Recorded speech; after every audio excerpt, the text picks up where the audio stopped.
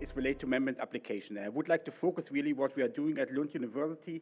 We try to develop new membrane processes, and we like to look how can we apply membrane processes within the concept of lignocellulosic biorefineries. And before I forget it, certainly I should also mention this is basically not only my work, it's actually the work of my group with Gregor, Mariona, Johan, and Basel in this group. And I would like to start basically my talk by giving you a brief introduction to the concept of biorefineries, and then really look at membrane application in lignocellulosic biorefineries. And last but not least, there will be a little outlook and some conclusions. I mean, looking a bit back, I mean, where does this whole idea biotechnology, biorefinery comes from? Basically, it can be traced back to the production of lactic acid by Pasteur and the discovery then of penicillin by Fleming. Certainly a big breakthrough was in the discovery of the DNA structure by Watson and Crick, and that really started then what we call molecular engineering by recombining DNA. And since the end of the 20th century, we try to replace C2, chemistry by biological processes, so the so-called white biotechnology. And really, biorefineries are the backbone of this white biotechnology. So basically, what is a biorefinery? I mean, a biorefinery very much can be defined in analogy to a petrochemical refinery, and it means actually the full utilization of the incoming biomass for the simultaneous production of biofuels, biochemicals, heat, and power. And when you look at the first generation of biorefineries, especially those producing bioethanol, there was always a big question: how can we be more energy efficient? Because there were even some doubts that actually you put more energy in than you get out. So basically, that led also to a trend in the second generation biorefineries. There was a need for high selective, low energy separation technologies. And membrane technology fits actually this description very well. So therefore, there's a big interest when it comes to biorefinery in membrane technology. Just to say a word of caution, I don't say that membrane technology can solve all the separation challenges in biorefineries, but I think it can contribute to some of the solutions. Maybe something fundamental on the concept of biorefineries, it depends very much on the raw materials you're using. Most difficult is certainly when you start with cellulosic materials. You often need some sort of pre-treatment. Easier it gets when you start with starch-based materials. You can directly start with the saccharification. Even easier, sugar-based materials, you start with fermentation. Problem here certainly highlighted is the easier it gets, the more competition we have with our food chain. So what we starch-based and sugar-based materials we can also eat. So basically we would like to use something which we don't need. That's actually the trend towards the cellulosic materials. And after the fermentation, we have also some downstream processing. We get out our bulk fermentation products and some byproducts, animal food, solid fuel, heat power, biogas, and CO2. Is this whole concept of biorefineries actually a dream or already reality? I mean, here I have an example from the United States. This is the biorefinery in Nebraska, Blair. And basically what they use as a raw material is corn. And basically Cargill is using then the corn to produce bioethanol, corn-based sweeteners, and corn oil. Also on site is Purak. They are producing lactic acid. Then we have Evonik producing lysozymes, Natural Works, bioplastics, and last but not least, because for a lot of these conversions you need enzymes, there's Novozymes, and they are producing on this side second generation biofuels. So basically this is one example of biorefineries based on corn, but certainly there are also other opportunities. I mean, for example, Siachem tried to build a biorefinery based on wood for biofuels, biochemicals. Then we have biochemtechs, biofuels, and biochemicals based on straw. And then we have also here MPK Ecology in Russia producing basically biofuels and biochemicals based on wheat. Not all of these concepts has been successes, but actually it shows a clear trend towards this biorefineries using different raw materials. I mean, a little bit of history when it comes to the membranes in the pulp and paper industry. I mean, really research on membrane application in the pulp and paper industry started already in the 1960s. And actually, interesting to note, the first full-scale membrane plant for Kraft black liquor was actually installed here in Finland in 1975. And then there were a couple of installations in Europe, Northern America, and Asia. And then there came also a trend. I mean, you have a successful application. People see that membranes are working in the concept of pulp and paper industry. So people look for other applications. For example, other applications are, for example, the treatment of bleaching plant effluents or the concentration of spent sulfite liquor. And really one of the latest trends is really to use membrane bioreactors for the treatment of wastewaters from the pulping industry. I mean, it's probably the wrong audience for this slide, but basically when you look at wood biomass, you have cellulose, lignin, and hemicellulose, and in different ranges depending on the type of wood you are using. And then you have some bonus compounds, hexosan, pentosan, ash, fat, and resins. But this slide I like very much, and I hope you see it better than me. Yes, it looks much better than on the little screen. It basically shows when you have the raw materials, or these three raw materials, lignin, cellulose, and hemicellulose, nicely separated. You have a great opportunity to produce a lot of different materials as end products. So you can use, for example, lignin for the production of vanillin acid. You can use, for example, hemicellulose for the production of sugars. So there are really a nice, great variety if you find an effective way to separate these three components. I mean, also something to note is actually when you look, for example, at the Kraft mill, what we see also that there is quite a big fraction. I mean, we have the wood, and it contains, lignin, hemicellulose, and cellulose. But then actually when we look in the pulp, there's mainly the cellulose and a little bit of the other stuff included. And then we have quite a lot which is actually not included in the final product, the pulp. So, I mean, the yield, when we look from, when we look from starting from the wood chips to the black liquor to the final pulp, I mean, the yield is just 40 to 55%. And I mean, looking at how long it takes a tree to grow, I think it's a waste just to burn the remaining part of the wood and generate electricity. So it would be nice to find ways actually to use these other parts of the wood in a more efficient way. And one thing we looked at Lund University quite a lot, and we are still working on it, is actually the Kraft black liquor. And we tried the removal of the lignin from the cooking chemicals to produce biofuel and reduce chemical losses. And when we look at the concept, I mean, we have different opportunities there. We can actually remove some of the lignins already before the digester with ultrafiltration. We can also do ultrafiltration before the evaporation step, followed even by nanofiltration to even recover the small parts of the lignin, which are quite interesting for some applications. And also in combination with evaporation and ultrafiltration, we can actually concentrate up some of the lignin. And that gives us nice raw lignin as a nice raw material for example, biofuels.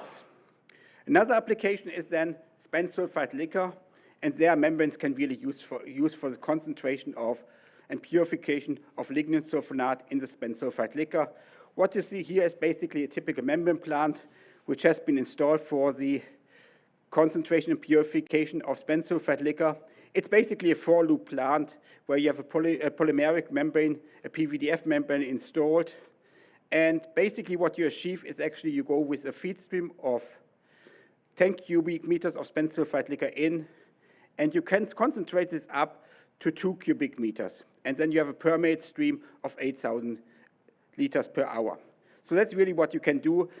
By doing this, actually, you not only concentrate, but you also purify the spent sulfite liquor, because smaller parts of the spent sulfite liquor will go through the membrane. So you have actually a highly concentrated, high molecular weight lignin sulfonate concentrate stream. Another project we worked a lot with was actually the recovery of hemicellulose from thermomechanical pulp mills. So you have the wood, you have the thermomechanical pulp mill, and you add actually 10 to 20 cubic meters of water per ton of pulp. You get the pulp out, and you get the stream which you have to send to the wastewater treatment plant. Wouldn't it be nice, actually? Let me go away. Our idea is basically to use membranes actually to reduce actually the purify the stream to the wastewater treatment plant by basically using ultrafiltration to recover some of the hemicellulose. When you look here, I mean, we have here the process water, which would normally go to the wastewater treatment plant. It does not contain a lot of solid content, but the nice thing is actually you have actually different fraction, different in size. And when you have a size difference, it's nice call for membrane processes because we do nicely separation of size. And what we did actually basically, we removed fibers before with a sieve, and then extractive we removed with microfiltration. Then we had actually ultrafiltration for separation of hemicellulose and lignin, and then we also considered at some stage actually to purify it further by removing the salt by nanofiltration reverse osmosis. However, I would like to focus a little bit on the first part. So here you can see actually the process water we got in. We used microfiltration to remove the extractives and fines, then ultrafiltration to separate basically the hemicellulose and the lignin. So we started basically with a sample of 1% total solids, and then we concentrated actually up, and actually in the final retentate or concentrate stream from the ultrafiltration, we had actually 62% hemicellulose. I mean, what we also did actually was we did a lot of testing on lab scale in our lab at Lund University, but then we went actually to the pulp mill and tested whether this really works on site.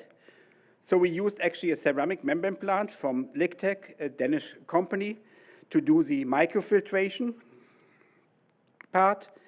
And then we used actually an Alfa Laval ultrafiltration unit with polymeric spiral-wound membranes to do the ultrafiltration parts. And both units were run on site to actually produce concentrated hemicellulose.